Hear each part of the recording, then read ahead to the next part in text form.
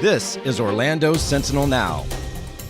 Hello, it's Tuesday, August 31st. Rich Pope here with Caroline Catherman and Steve Hudak. They have our topics we're going to get to today. We're going to start here with Steve Hudak, and we're going to talk about COVID-19 in Orange County and a bit of a bright spot right now. We're seeing numbers leveling off.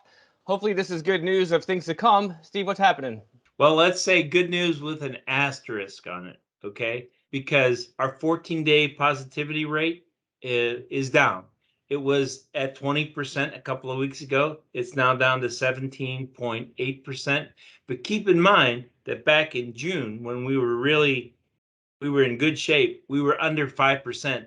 That's the level at which the World Health Organization believes the community has the infection or the virus under control. So that's coming down. Hospitalizations, for instance, across the health system, they peaked at 1,725 or something like that. I think last week they're now down to 1,385, which is quite a drop. But they also reported 200 deaths last week. Yeah, the numbers are still somewhat elevated, though, and concerning. We do see this stuff starting to peak off, which is great, but there's still concern from officials. Well, yes, Orange County Mayor Jerry Demings actually addressed it during the presser yesterday. He said the good news is the numbers are coming down. The bad news is they're still really, really high, and that's true. One of the things that's important to realize is another measure that is commonly used for how the virus is doing here. So in the third week of June, we had 54 infections per 100,000 residents. That's really good. The CDC believes that if you have 100 or more infections per 100,000 people, you have a high transmission level. 2 weeks ago, we were at 635 per 100,000. Now that number, I think, let me just check my notes, 544. So you see that's still 5 times what it should be, but it's better than 600, right? The other thing is our vaccination percentage for people 12 years of age and older, those are the only people eligible to get it. It's 66.8%. That's at least one dose. Well, that's good. As far as like these numbers we've seen, like reporting over the past year and a half, we see the numbers go up, hospitalizations go up, and then death rate goes up. And it seems like we're at that point where we're going to start seeing the death count starting to go up. Is that correct?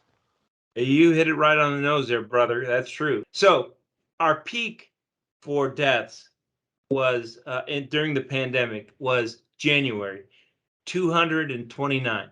That was right after the New Year's holiday and Christmas holidays. February, vaccine became available, and we're down to 119 deaths, and they dropped every month. The low was 31 in June. We still have a day to go, right? Here in August, we're at 107. Now, just so you know, 35 of those deaths came within the last 4 days. Dr. Pino, the local health officer here in Orange County, says we probably haven't peaked on deaths. They're often reported late, so it's possible sometime in September we'll get deaths that occurred in August. So that number, I can't imagine that it's going to get to 229 like we had in January, but it could get to be 120, 150. All right, Steve. Well, That's appreciate bad. that update. Appreciate that. Or at least we can look forward to the fact that maybe things have peaked off and at least look to that as for some hope. Appreciate that update. And you can read his story right now on orlandosentinel.com and get more information on that one and through the coming days. Appreciate that. We're going to move here to Caroline Catherman, and we're going to talk about nursing. And there's a shortage on nursing that's rather concerning here in the region. Caroline, what's going on? At Osceola Regional Medical Center, there is a really low nurse to patient ratio.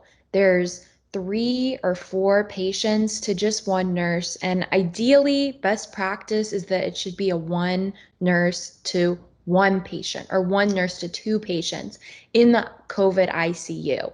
There are other areas of the hospital where patients need less care, where it's more okay to have 1 nurse to a few patients. But you have to understand that in the ICU with COVID patients, from what I'm hearing from the nurse I spoke to, like these patients can change in an instant and they are so severe and on so many medications to keep them alive, to stabilize their heart rate. If they're ventilated, they're on medications to keep them sedated. And at any moment, if, one of these medications in the IV drip needs changing, it needs to be changed immediately. Because otherwise, the patient could destabilize and be threatened. And just having that many patients, nurses are not able to get to patients in time.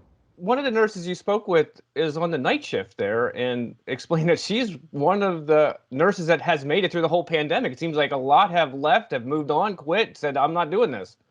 Yes, she says she's the only nurse that has been on the night shift in the COVID ICU since the very beginning of the pandemic. When the COVID ICU started, it was 8 beds. They expanded. They now have 20 beds. And what's important is that the reason these nurses are quitting is, she said, because they don't feel safe. And she and her union argue that this is actually something the hospital can help with. Her union, National Nurses United, says that the nursing shortage is not straightforward, and they argue that there isn't even really a nursing shortage, which this medical center and many others across the country deny. But they argue that hospitals are unwilling to staff the nurses required for each shift. Hospitals are going to staff the bare minimum number of nurses to get, more profits, is what they allege. And so when an emergency situation happens, they were stretching the amount of work each nurse had to do, so they can't adapt. So she gave the example of one nurse from a travel agency that was hired and quit after just 2 weeks because she was afraid that due to the high number of patients and the demand of tasks being asked of her, she might make a mistake and then she might lose her license. And this, again, I'm highlighting this one nurse from this one medical center. She's able to talk to me because she's protected by a union. This is happening at hospitals throughout Florida and throughout the US, and it's been a problem for years. This one medical center, as far back as 2012, nurses were protesting, saying that they were being asked to do too much and that the hospital could alleviate their workload by assigning more nurses for shifts and having a pool of sort of backup nurses to draw from. Yeah, what has been the request for staffing? How's that gone with these hospitals? Have they replied to any of those? This hospital in this case, and many hospitals across the country, are sort of saying, the pandemic is to blame. And, to an extent, it seems like that's true. The nurse that I spoke to, as I said, is in a union, National Nurses United, and they actually recently, reached a new agreement in their contract with their employers. And in this contract, it's stipulated with the 10 HCA healthcare hospitals in Florida, and so this contract stipulated that they would need to have semi-regular staff meetings to discuss staffing concerns. It didn't really have any staffing guarantees, and that's pretty normal because other than California and maybe another state or two, there are no legal requirements for the number of nurses per patient ratio. It's just sort of something hospitals decide. And of course, if you ask the hospitals everywhere, they're going to say that they're doing the best they can with the nursing shortage. If you ask this union, they're going to say that hospitals could be doing better. They could, be scheduling more nurses per shift. They could, that they're prioritizing profits. All right. Well, you can read into Carolyn's report right now. It's a good read and, of course, concerning right now with nurses and the situations that we're in with COVID-19. So go ahead and take a look at that. But that's all our topics for today. Appreciate you being with us. We're going to go ahead and push pause till tomorrow. We'll be back at noon. Until next time, I'm Rich, Steve, and Carolyn. Have a great day, everyone. We'll see you soon. Watch Orlando Sentinel Now live every weekday at noon on our Facebook page and on orlandosentinel.com.